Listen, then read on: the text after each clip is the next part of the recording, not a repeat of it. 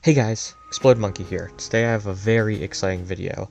Today I've gotten your favorite FE tubers, Fae tubers, Smash tubers, and just general content creators, and I all asked them one simple question. Who's your favorite Fire Emblem character? And they all had a response. But first, let me talk about mine. Alright, to start, let's go back to 2016. This is when Fire Emblem Fates came out, and I was really enjoying Fates, I played through Birthright. I wanted to start, another run maybe on Conquest or Revelations, but I didn't know what just yet, and I didn't want to pay for another path just yet.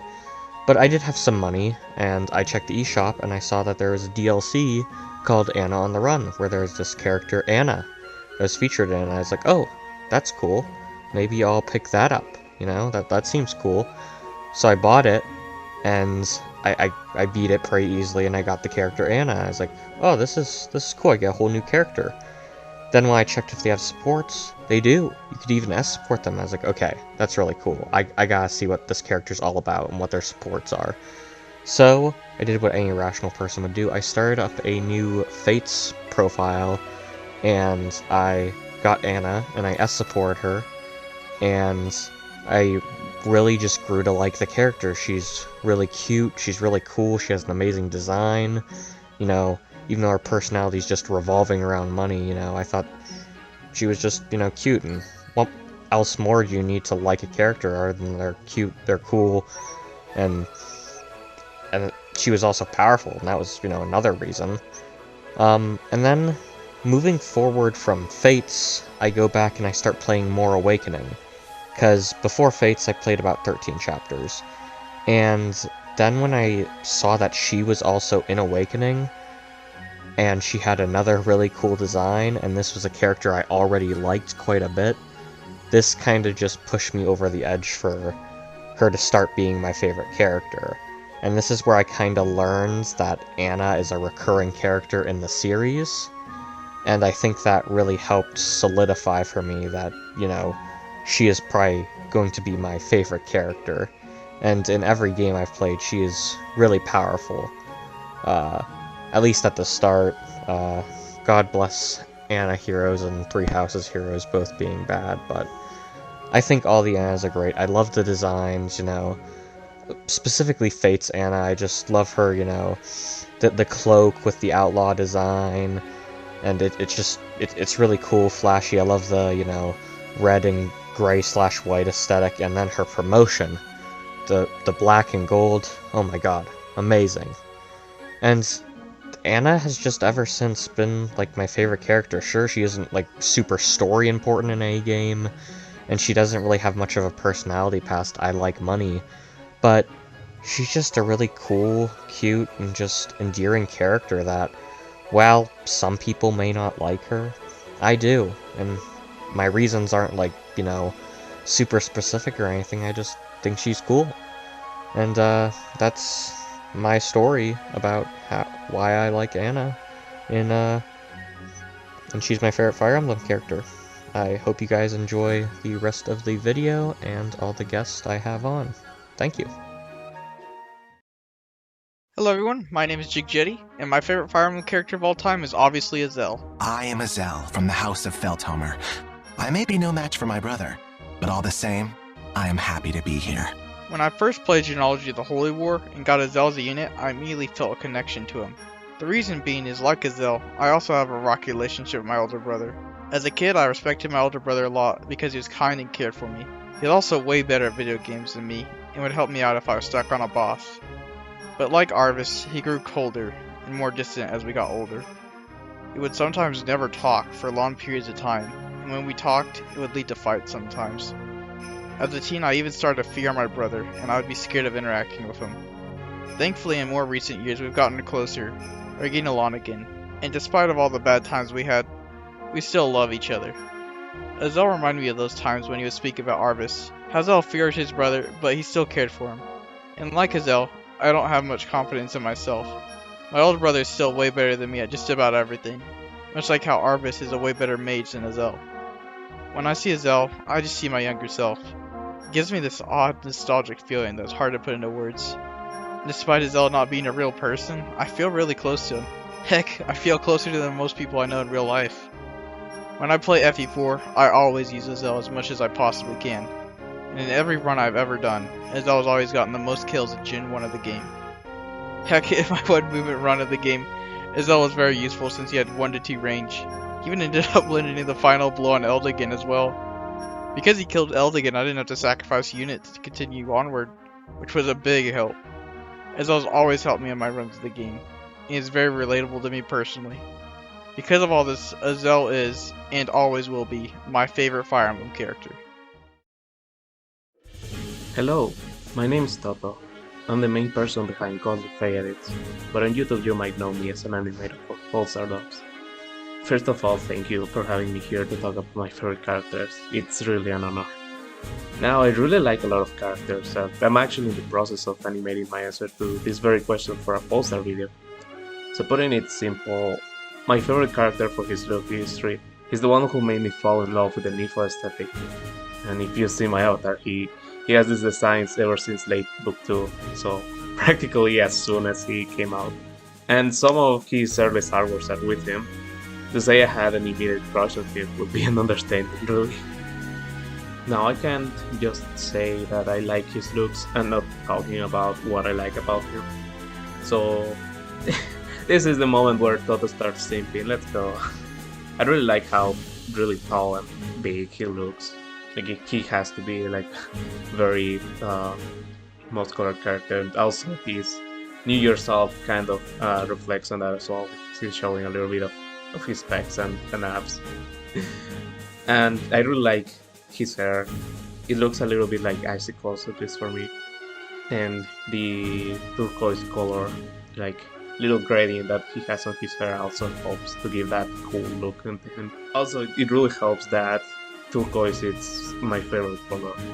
So I don't know, in a way it specifically caters to me. And I'm actually surprised about that. And I think that's why I like him so much. He's very handsome to me, like especially me. And my favorite character as a written character I really enjoy reading about, even if I also really like his looks, it's SabdierZ. I think without him the Tellus games wouldn't be anywhere near as good as they are. From the moment he kickstarts Ike's journey with saying, "Is that all? No challenge, no resistance," to where he stands against him for the last time, alone and separate from the rest of an ending world while saying, "One will live, one will die." He's a very complex antagonist that has so much present on every moment he's on screen, and the fact that so many memes from Tellus are lines or actions that he does, well, tells you that the writers wanted to make him a very iconic character. Now he even appears as an assist in Smash Ultimate and various hypercards to represent each part of his character. This is a character who has gone through so much but doesn't really go full evil villain, because he knows it's not really the world's fault, but even then he can change it. Oh, he can try to change it. He has this philosophy of every battle having to be to the death, yet he mourns and suffers when he accidentally kills his master, then having a complete 180 when Ike tells him that Great actually never stood a chance because of other events. They're actually spoilers. Go play Path of Radiance and Radiant Dawn, please. Go emulate them. I give you permission to. And putting all the pieces of the story together is what made me enjoy the character the most. Thank you so much again for coming here, and I hope everyone's enjoying our opinions on these characters. Hey yo, what's good? Crouton's on, and my favorite Fire Ember character is Tiki. Wrong one. Nope, still the wrong one. Perfect. All of the Tikis are indeed great, but Awakenings is, well, she can actually talk full sentences, has a lot more experience in the real world, and she takes really long naps. I know that she wants to stop the war and all that, but sleeping through most of it is pretty impressive. That's one hell of a laid-back lady if I've ever seen one. Bro, who cares about these wars? I want to sleep and drink some milk! During my Awakening playthrough, she was one of my strongest, if not the strongest unit I had. tanking damage, hitting like a truck in return. Like, what did I do to make her this good? I don't know. I'm stupid. I let things happen and it works. I don't know where she's at in terms of good characters. I'm guessing low because she joins later on in the game, but she was one of my carries to defeat the final boss, all thanks to the time I put into leveling her up with Robin. And how does she attack, you may ask? She becomes a dragon, or in Fire Emblem terms, a Manakete, and a cool one at that. And if you don't like dragons, get out, right now. Actually no, stay, I love you. It has a leafy sea dragon kind of design and it's very bright. I just love it. And I can ride her, dude. What? I can go on a dragon ride, bro. Best woman ever. What kind of ride were you thinking of, huh? Dirty-minded freak. And just look at this design, bro. You see all this? Me likey. I like this. Long hair? Check. Red and green color mix? Check. Super laid back? Check. Elf? I can look past that part. I don't see what the problem is with elves for some people. This outfit looks like a pain to put on every morning, but it's so good. Very flashy and filled with color and light. And the summer outfit, bro? Woo! It's kind of hot. And look, I tried drawing her 2 years ago, and this is more recent. And they both look like trash, but there was an attempt. Now, I am not really an FE channel, I'm mainly into Smash, and yeah, I know, a Smash guy into Fire Emblem. Worlds can collide sometimes. And when she got announced, I flipped. Oh, yes! Oh, yes! She's in. And for some reason, my first 9.9 in Classic mode was with Lucina, with the Tiki ult. Nice! Coincidence? I think not! So yeah, Tiki is the best. She's the perfect woman. I need her in my life. And no, I'm not desperate. I'm just curious. Yeah, no, that wasn't the right word to use. Thanks for letting me on. I'm VieuxCrouton on the YouTubes. Check me out if you'd like them Smash Personas, all that other stuff. I'll see y'all later. Take care. Oh, the Black Knight. I wonder who you could be. Oh, they just spoiled it. Okay, I think that's fine. Sure, why not? But I'm not gonna spoil you any more than what Nintendo already has when it comes to story things. I'd rather avoid any story spoilers in hopes of Nintendo and IS re-releasing Path of Radiance Serene Dawn. It is a hope, but a hope I cling on to. So instead, allow me to talk about other aspects of the Black Knight, or shall I call him Zelgius? Well, let's start with the Black Knight armor.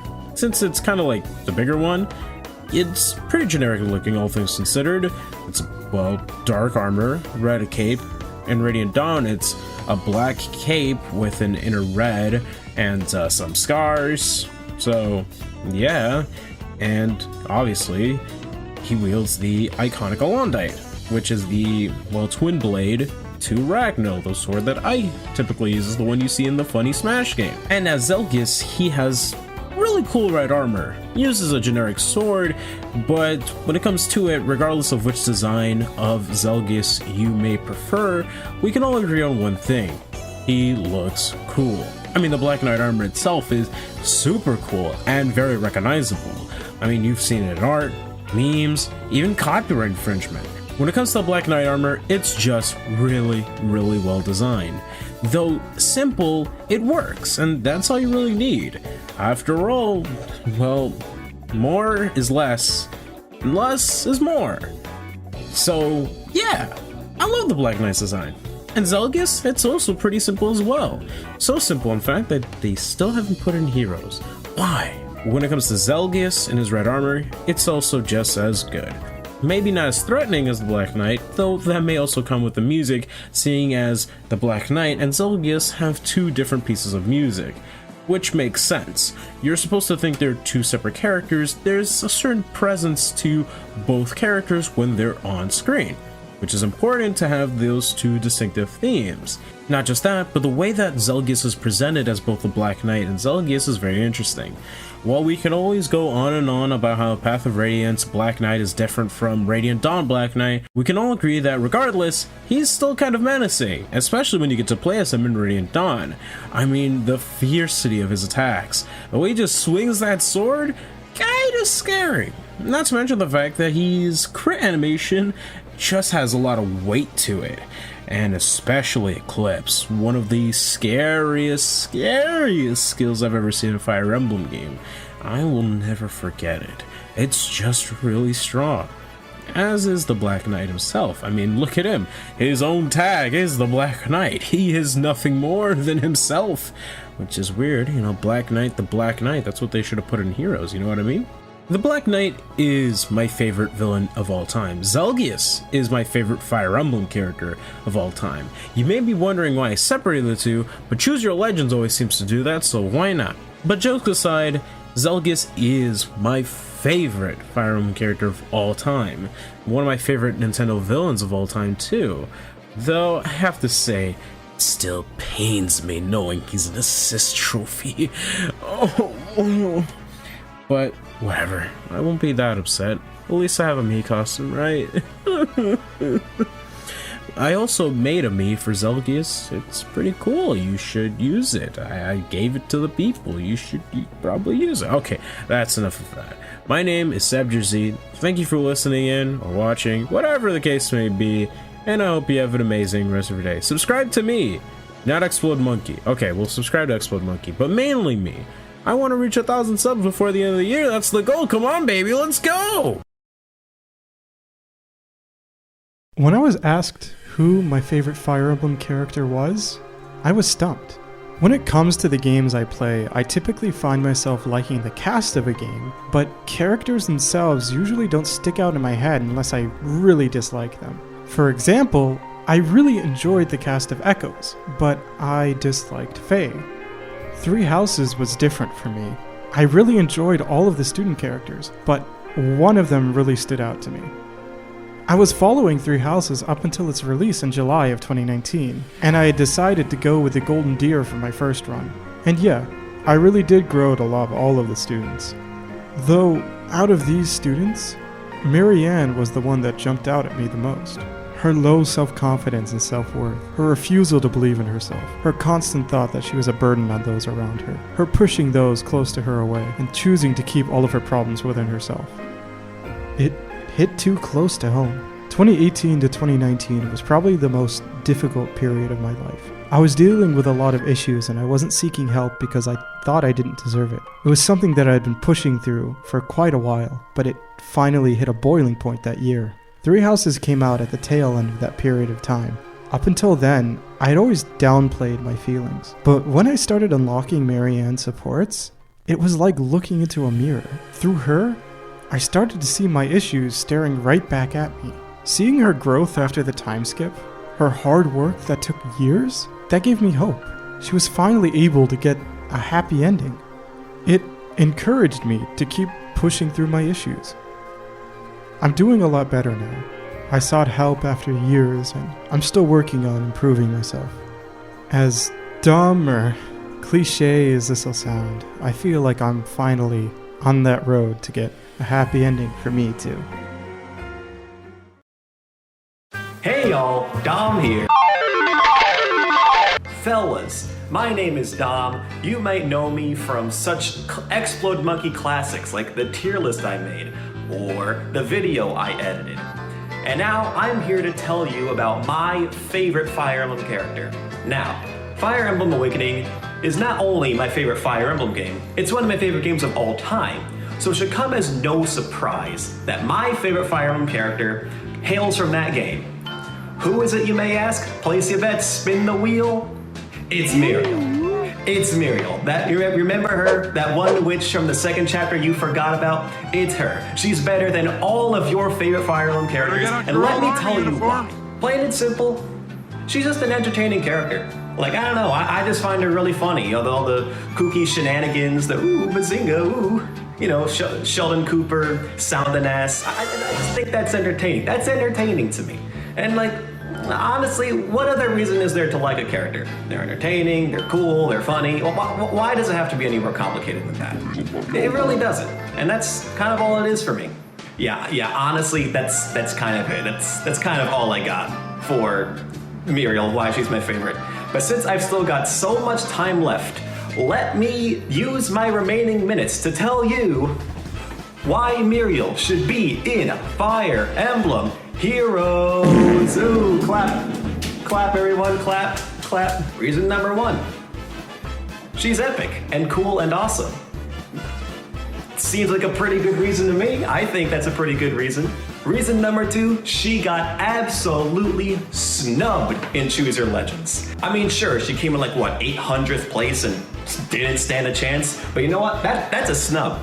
That counts as a snub. If she just got like a few more votes, she could have been in the running. Hell, maybe even a GHB. Who knows? Who knows? We'll never know, because you didn't vote for her. Yes, you. I'm blaming you for this. I don't really have... I don't have anything to say for this one. I should clarify, I put this together at like 2 a.m. last week. Not even I really know what's in this slideshow. This right here is my favorite thing. I don't know how to approach this one. That wasn't even like for the video. I genuinely don't know how to approach this one. Okay, look, if she was in the game, I'm telling you, insta top tier. Like, who doesn't love infantry red mages? They're great, they're all the rage. They're the hot new thing right now, I think. So let's get one more of those. See, red tone, look at that. I made that in Minecraft. I did that. I put it together in like creative mode, but right now I'm in the process of building it in my survivor world too. It's not done yet. But I'll put a screenshot of it, like right there. Look at that. See, that's the progress. That's the work in progress. So this is gonna be really cool when it's done. In conclusion, put her in Fae. Look, September, it's gotta be an Awakening banner. It has to be. It's been so long.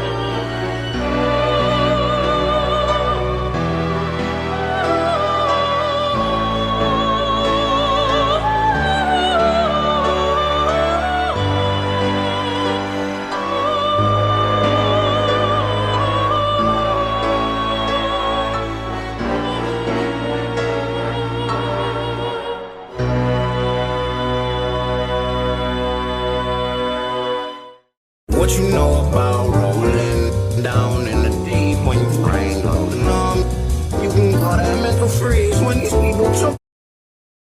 Hi, I'm xxxtactician, and my favorite character in the Fire Emblem series is bar none Soren from the Tellius games. On the surface, Soren is a callous, rude, blunt, and racist individual, which already makes him stick out like a sore thumb in the cast of playable Fire Emblem characters. However, Soren is a lot like an onion.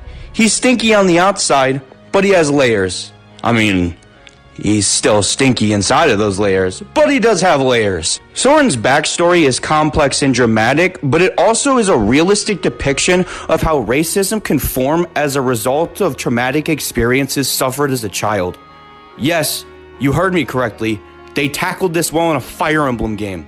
Man, somebody should really make a short, digestible video about his backstory and call it like Soren's Abridged Backstory or something. That'd be a good video.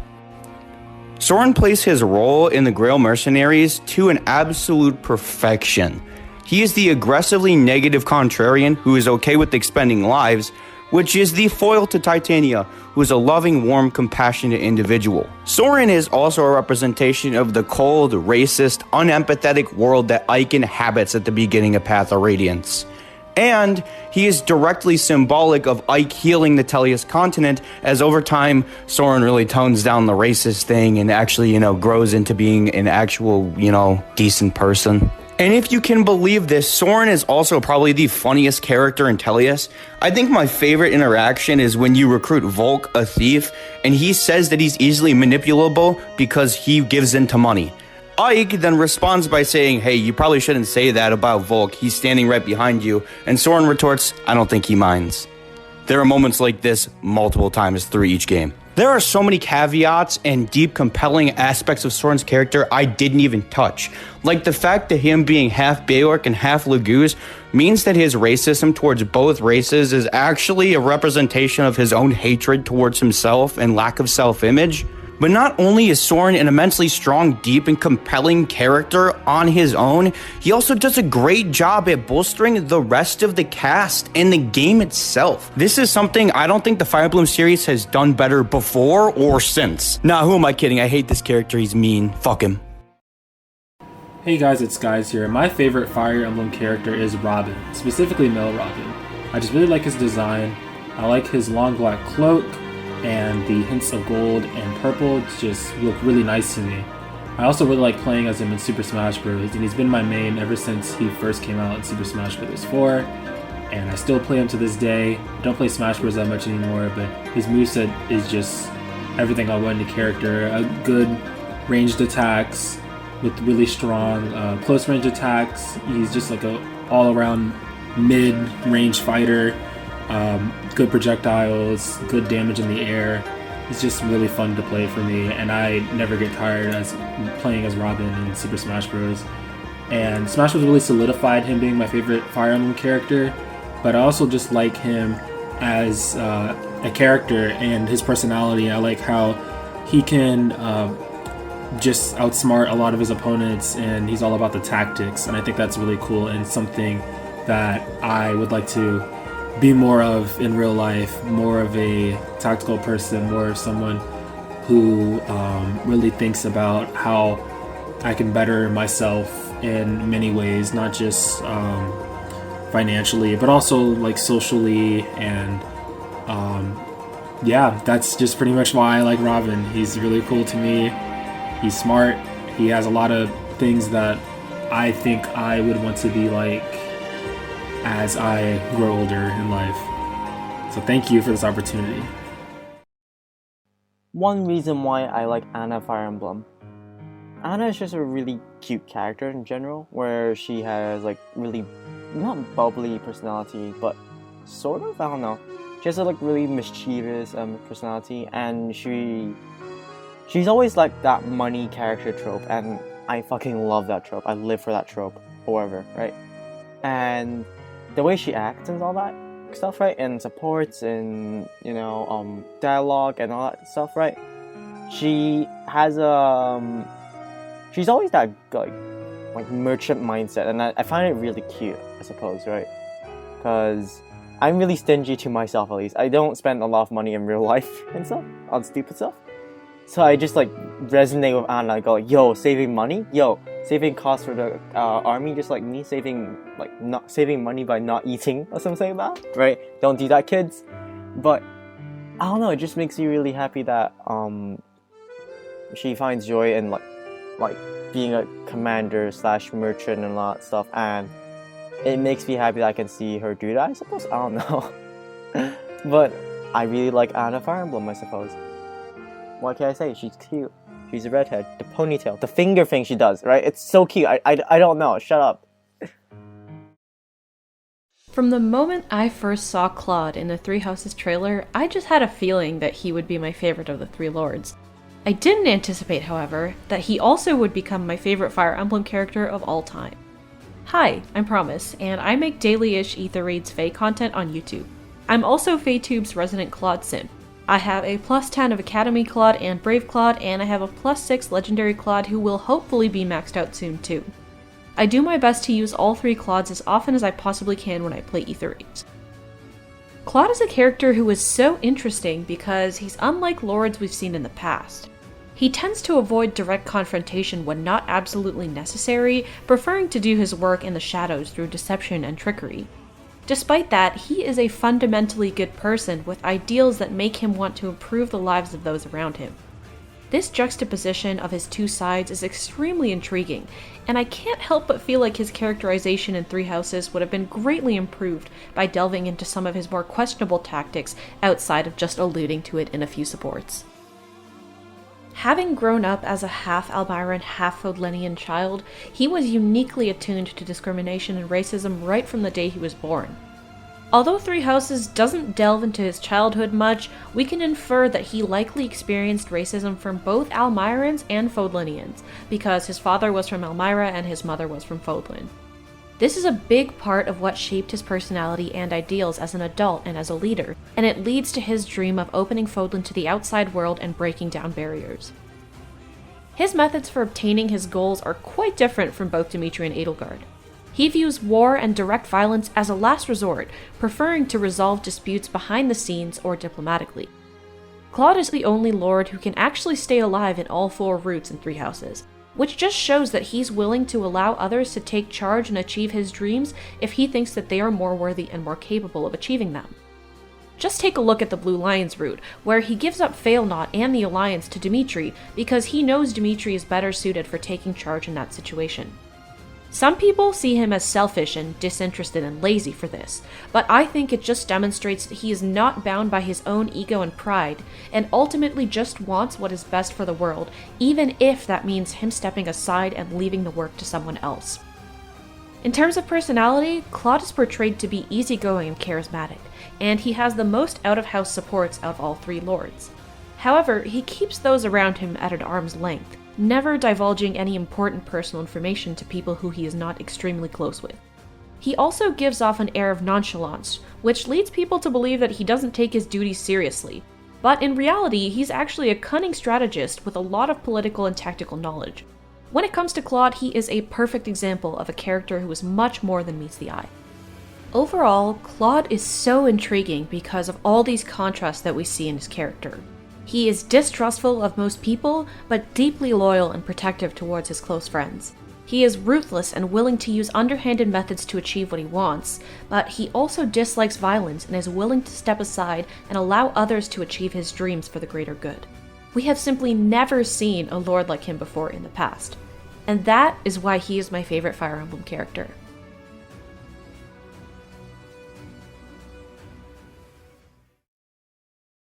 Before I answer the question of who my favorite Fire Emblem character is, if you aren't aware, I want to thank Explode Monkey for approaching me about this. I thought it was a really cool thing to do. But yeah, who is my favorite Fire Emblem character? Well, if you aren't familiar with me as a YouTube content creator, I'm ZesShado, and my favorite Fire Emblem character is Inigo. I think one of the first reasons that I really like Inigo is the fact that he's just really funny to me. You could get a glimpse of that from his initial paralogue, where at first he's just trying to save a village maiden and a village from a bunch of ruffians and whatnot, and after the fact he ends up meeting his mother, Olivia, and basically the interaction between those two were really funny, where if you know anything about Olivia, basically she's really shy and she likes dancing, and it was funny seeing how Inigo is also really shy when it comes to showing off his dancing. But outside of the initial paralogue, all the other supports that he has with a bunch of his contemporaries are also really good, like with Owain, for example, where in his C support with him, they're butting heads, and I thought it was really funny because of the fact that they're basically poking at each other's notable characteristics, where Owain likes to roleplay a lot and then Inigo likes to flirt a lot. I think just the overall chemistry between him and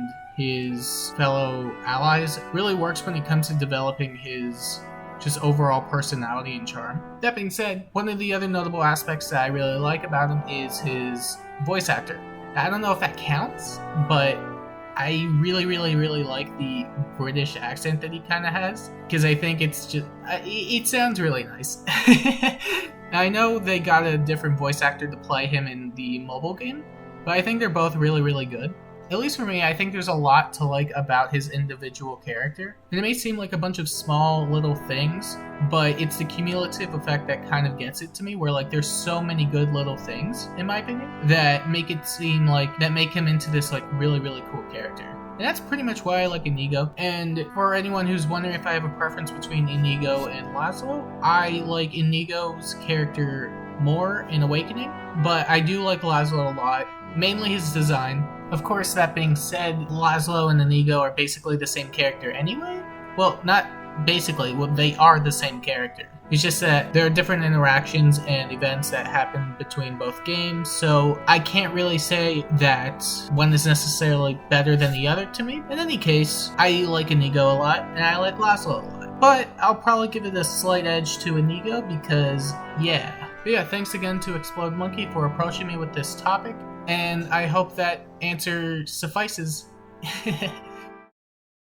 When I did a video like this before, I talked about how Garrick was my favorite character, but I think if I had to pick a second character that is my favorite, I would actually pick Abel from Thracia 776. Not to get into too much spoilers about FE4 and FE5, but Abel has a surprising amount of backstory, given that her backstory isn't terribly explained in itself. If you're familiar with Yggdrasil and you're familiar with how dragons work and how they interact with humans, you'll have a good idea of how Abel is even a character. What I really love about Abel is that she is incredibly badass, first of all. She literally is found unconscious by the Fionans and just completely protects them. She forms the Fianna Freeblades. She adopts all these kids and she becomes basically like a guardian and a mother figure to all of the Fionans just because they gave her a home, and she just takes that whole village under her wing and she becomes the boss there. A really important thing about the family that she pretty much raises is that she provides Leaf and Nana 3 very happy years, protects them from the Empire. She's so badass that she takes on a bunch of slavers and guards because she's really mad that they have Marita,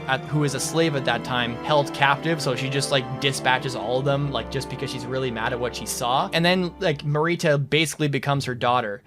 They make it a really important point to that. Then when Nana and Leaf actually get captured, Abel essentially is listen, I'm just gonna get in there and take care of it. Just dispatch the Empire and she's gonna get these kids back. And actually she almost comes through and does it. She ends up fighting off Raedric's prized pit fighters, and she not only kills them all, but she kills them while protecting Nana against a Marita who has gone mind controlled by the Shadow Sword. Also, while trying to spare her and keep her alive, and like I said, protecting Nana. So she's doing all these things at once, kills all the prized pit fighters of Raedric's, and then knocks Marita unconscious, who is currently being mind controlled by a evil sword, and then basically looks Raedric in the eyes and says you are next. You are not getting out of here alive. And it scares Raedric, the Empire, with the big evil sword and the big purple armor, and he gets scared of Abel because he's oh my god, I really should not have done this. And it takes actually evil god powers for Abel to finally go down. And it's thanks to Veld's stone staff that actually stops her. And we're not really sure whether or not Abel could actually take on Raedric, because statistically this is endgame Raedric, but canonically it really seems it was a fair fight, that Raedric actually his life actually could have been seriously threatened by her. Then we know that she gets sidelined for most of the game, but what I really find is very amazing about her character is that even when she's not even in the party, Leaf and Marita and Nana and all of the other Fianna Freeblade orphans that she adopted basically really want to rescue her. The effect and the loss that was Abel's disappearance or, capture really weighs heavily on them. There's this really fantastic moment at the near end Thracia where you actually do rescue Abel, and all the kids are weeping and they're crying and they're so happy they have their adoptive mom back. And there's this one moment between, not to get into any spoilers, but if you are familiar, with Galzus and Abel, and the thing that Abel says is just so badass and such a guardian. The way she says it and way Galzus is just yeah, okay, that's fair. But even then when Abel is okay, but on the condition that X, Galzus is yeah, I will do that. And she's such a badass. I just can't get over how story relevant she is, how unique her origins are, and how just plain Jane badass she is. She's just so hardcore. It's even more awesome because her ending isn't even a boring ending either. It ends really heartwarming. Literally everything about Abel is just so perfect. And if Thracia ever got remade, the first thing I'm thinking about is just what's going to happen. How are they going to handle Abel, or what she's going to look like?